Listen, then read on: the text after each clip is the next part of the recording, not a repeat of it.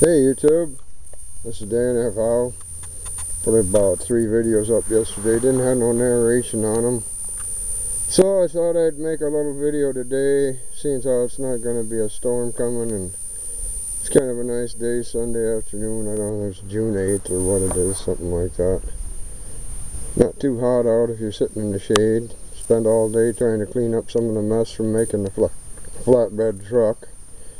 So I'm sitting out here in my favorite spot under my big pine tree, just passing the time, taking a little break, so I thought I'd make a video. I'm acquired a couple of things, got rid of a thing or two, so I'll give you a little show here and let you know what's happening. I got my windmill whirligig painted up that I made about 4 or 5 years ago and stuck that down by the end of the driveway. So hang on, I'll show you what we got going. Oh, where is it? There it is. I made that out of a bunch of 275 oil gallon, 275 gallon fuel oil barrels, trying to make a wind generator out of it. But about all it's good for is spinning in the wind, because I live buried in the trees and the wind doesn't ever get too strong here unless there's a typhoon. But it does go around with very little wind without having to power or anything. I got a 2-to-1 gearbox mounted on the bottom with a pulley going underneath the thing, right angle, and I had a generator on it, but it takes pretty good wind to turn it with a generator on. If it was up on a hill or up about 25 feet, she'd probably work great, but now she's just a yard ornament. Yeah, I guess I'll have to get up to show you some of the other things we got going. Hang on. This is when the video gets jerky, walking around. As you can see back here,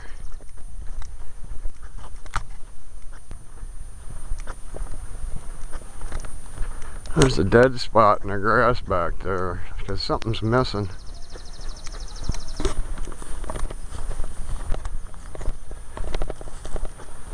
And something's been sitting there for about 2 years. That was the motor home. So the motor home is gone. And there's something sitting over here that wasn't sitting there before. Look at that. We turned the motorhome into a little forklift. That is what you call, well, nearest I can tell, there's not one bit of information on the internet on this forklift. It's a midget mule made by the Lyle Company. I think it's somewhere in Indiana. There we go. South Bend, Indiana, made by the Niles Corporation. And the only information I could find on this thing on the internet was when they applied for the copyright to use the word midget mule. That's what she's called. Let's see here. There's the LE, that's all that's left on it. She's a midget mule. Propane powered, 1 lever for steering. It's just a chain and sprocket type deal up to the back wheels, forward and reverse, high and low range down here.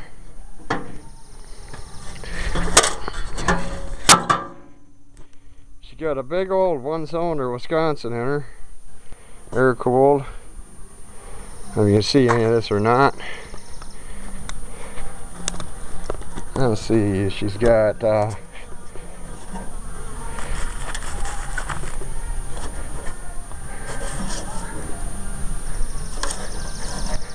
3 by 3 1/4 piston in her, 3-inch bore by 3 1/4 inch stroke.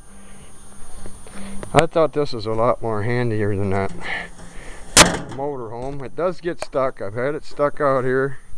If I stay in this general area around here, it don't get stuck. where I've been driving. But if you go someplace you haven't driven, she'll get stuck. Then you gotta get out the floor jack and put something underneath the back wheels, and hopefully she'll back out. So we'll give you a little demonstration of her here pretty quick. Here we are on the cab. Oh, look at her go.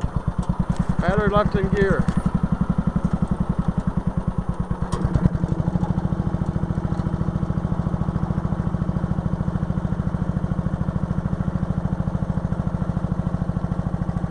Oh, we're up in the sky. Probably about 7 foot left.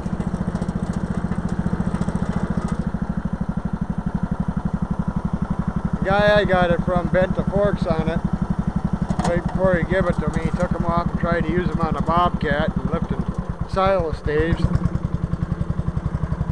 Oh, look at that. There's the water pump off the fire truck. It's kind of hard to do with one hand. We'll try and do it without killing ourselves.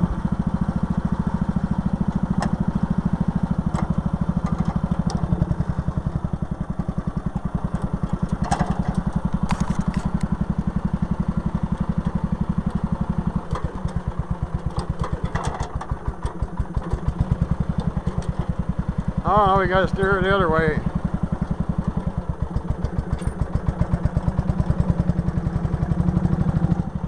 Not a good one-handed deal. I'll put her in low range.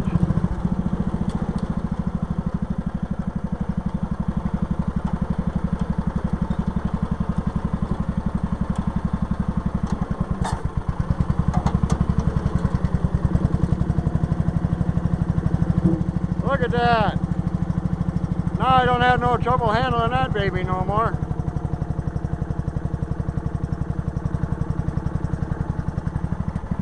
Yeehaw!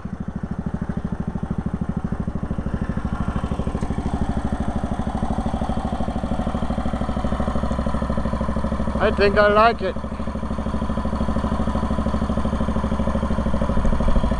Oh, we'll quit playing with this and show you the rest of the stuff I wanted to show you.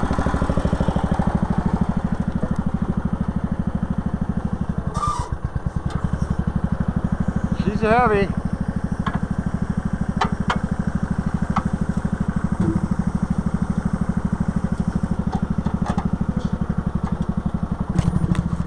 And away we go.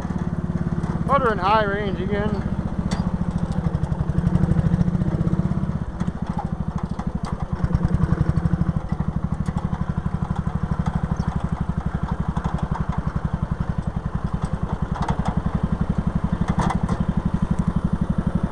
And we'll shut her down. That's a handy little thing.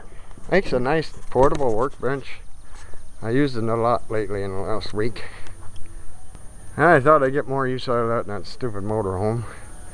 Although the grandkids like to play in it. Now I gotta show you my ramps I made for the flatbed.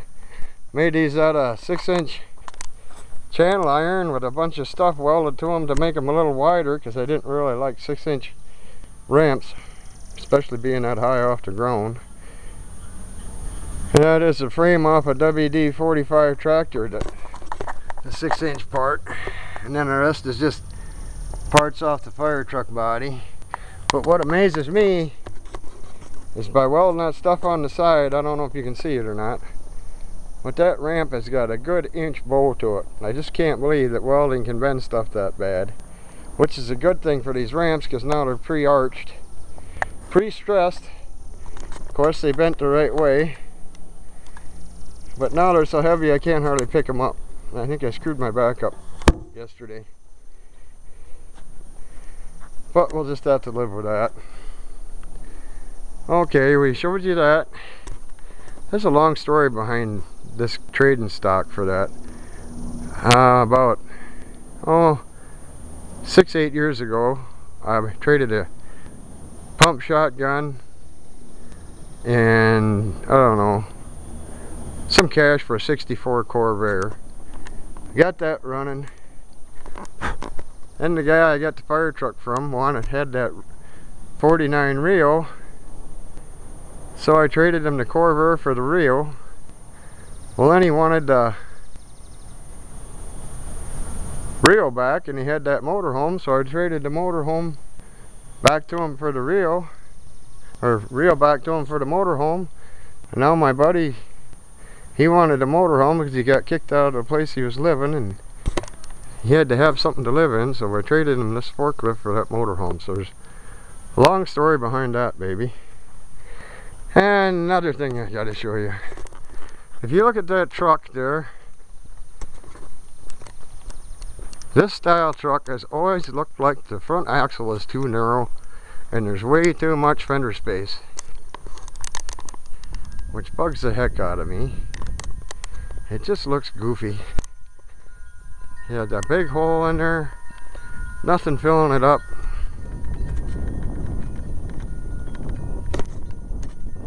Both sides, just like the front axle's too narrow. So we got that problem cured too. Well, I was up to my buddies, taking the motor home to him. I'm following him while he took it to his place. He said if I take these tires off and put on better ones on his big old truck, he'd give them to me.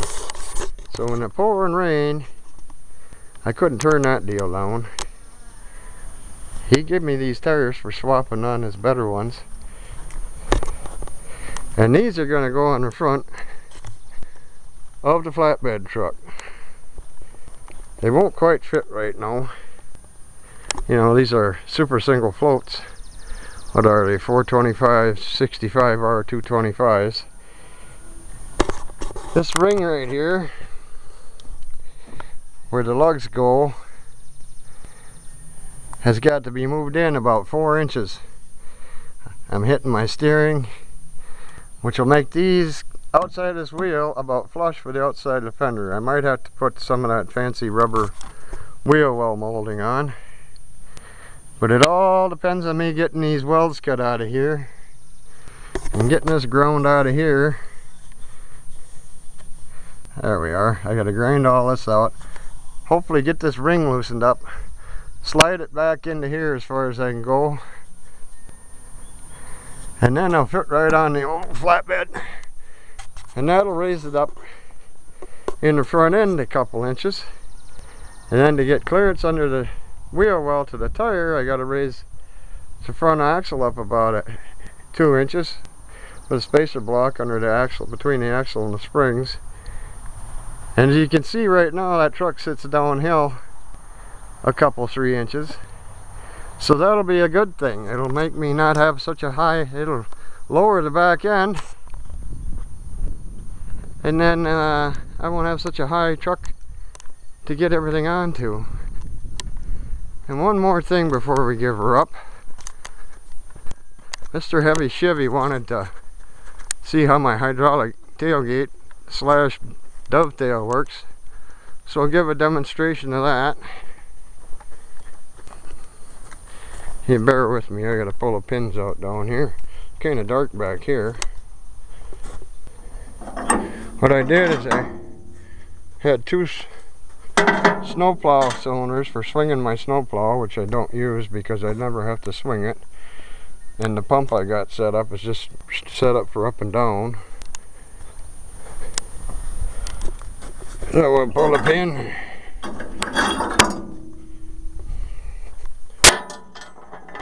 Oh, we saved her. Anyway, I got them 2 snowplow cylinders mounted to the bottom of the back here. A couple struts with a bunch of different holes in for the different positions I can put it in. I got 2-inch pins mounted in ears onto the back of the flatbed for the hinge. Here's the roller I made for my cable to roll on. Made that out of a piece of 2.5-inch or 3-inch pipe. It was 3-inch OD with a couple pillow block bearings and an 1.25-inch shaft. Made these ends on the lathe. Cut out a bunch of circles on the lathe the other day. Bored them out to 1.25 inch, slid them on here. Turned them all down in the lathe. I got one here so it can't collapse inside. one on each end. Welded her all together. She turned out pretty straight. I should never have any problem collapsing that. That's like 1/4 inch wall pipe. So there's that. There's my pivots for my strut rods.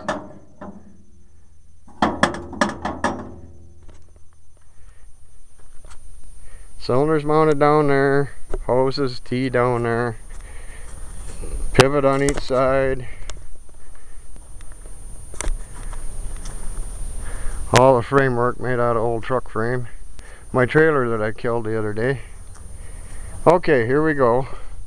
Here we got old cab jack off of cab over semi-tractor. It's probably not off of one of them, it's off of something else, but it's the same style. So we open up the valve. Give her a little push.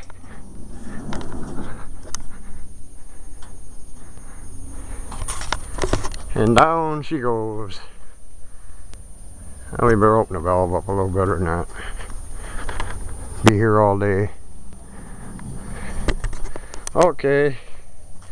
Now the strut rods, they got certain holes in for different positions.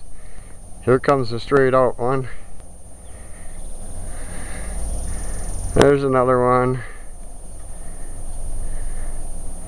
Anyway, you get the picture if you can see it from here.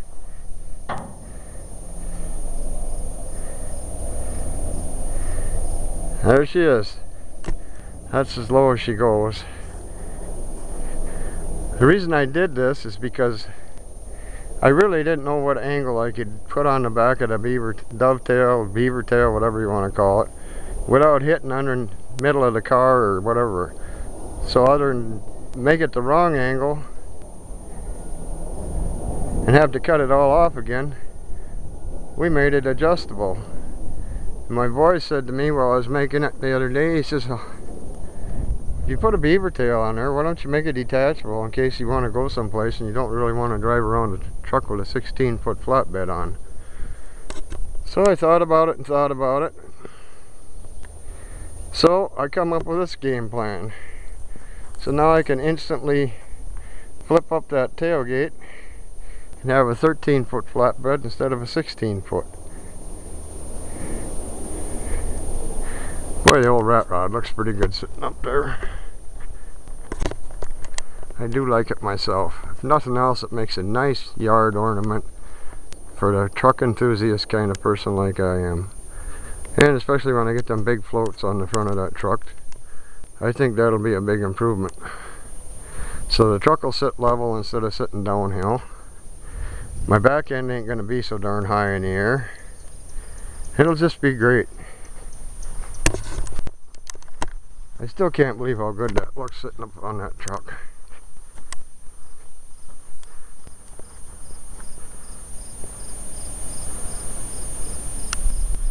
So, I can't think of anything else to tell you right now. I'm pretty sure that I'll forget something. Till next time, you don't have to see me jack up that tail again because you've seen it go up in the other video. There's the old wind spinning my wheel down there. It's not even no wind blowing, and there she goes.